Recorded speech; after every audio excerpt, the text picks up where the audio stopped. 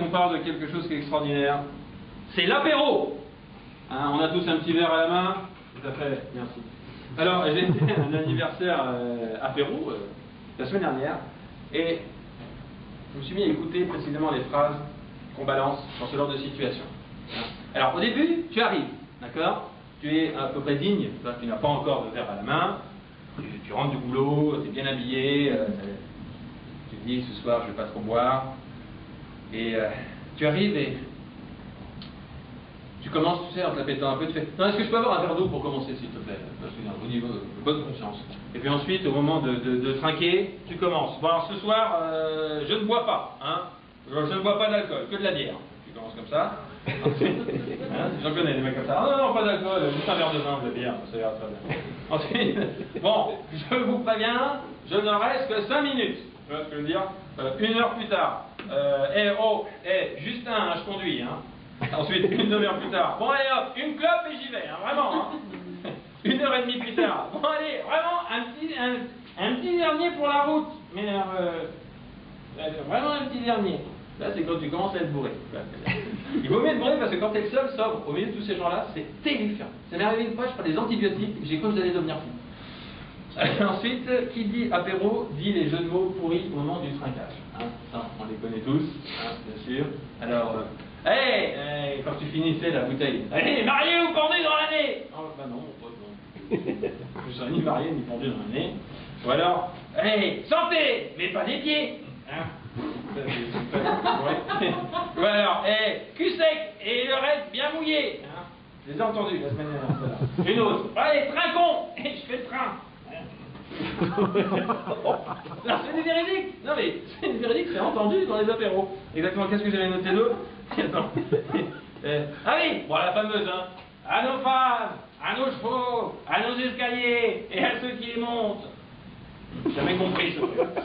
Je vois pas ce qui est excitant de monter des escaliers. Oh putain, c'est bon. Oh, t'es bonne, toi, c'était marche, putain. Ah, qu'est-ce qu'il y avait d'autre? Ah ouais, 8h moins le quart, l'heure du Ricard. J'ai entendu ça, qu'est-ce que j'ai entendu d'autre? Doucement, hein, pas plus haut que le bord. Bah non, mec, c'est pas possible physiquement, de toute façon. Voilà, ensuite, quand tu trinques au bout du 18e verre, alors là, tu deviens très, très vindicatif et tu ne laisses rien passer. Il y a des nouvelles lois, tu vois, qui sont établies au moment du 18e verre et qu'il faut pas, qu'il faut absolument suivre. Par exemple, dans les yeux! On a dit dans les yeux, non, tu retrinques en me regardant dans les yeux. Non, je suis persuadé que tu vas avoir un accident de voiture en rentrant dans les yeux, je te dis. Dans les yeux. Enfoiré. Comme si tu avais tué quelqu'un de sa famille, le mec qui trinque sans te regarder dans les yeux. Il y a aussi, ah oui, quand tu entends une bouteille débouchée, ah, on m'appelle. Tous les coups, il y a toujours un mec qui fait ça. Qu'est-ce que j'ai noté d'autre? Ah oui. Quand on est complètement bourré, là, on commence à un moment donné à se donner bonne conscience. Parce qu'on se rend compte qu'on a trop bu, mais on a la dignité qui revient, tu vois, à la surface, et on essaye d'avoir bonne conscience. Alors, en fait, bon, alors, un verre, ça va, 3 verres, bah, ça va, et ça va. Ou alors, un verre, ça va, 3 verres, c'est plus cher. C'est tout. Au bout d'un moment, on contrôle plus tout ce qu'on dit, et là, on commence à faire des conneries. Tu sais quoi? Je vais envoyer un texto à mon ex. Et là, tu balances une espèce de texte comme ça, et le lendemain, quand tu te réveilles, et que tu te souviens pas que tu as envoyé ça, tu te dis non, j'ai pas marqué ça. Tu es la femme de ma vie, j'ai baisé ta sœur. Non. Bon, il y a aussi, tu sais, au bout d'un moment, les mecs qui sont bourrés et qui se mettent à hurler. Quoi?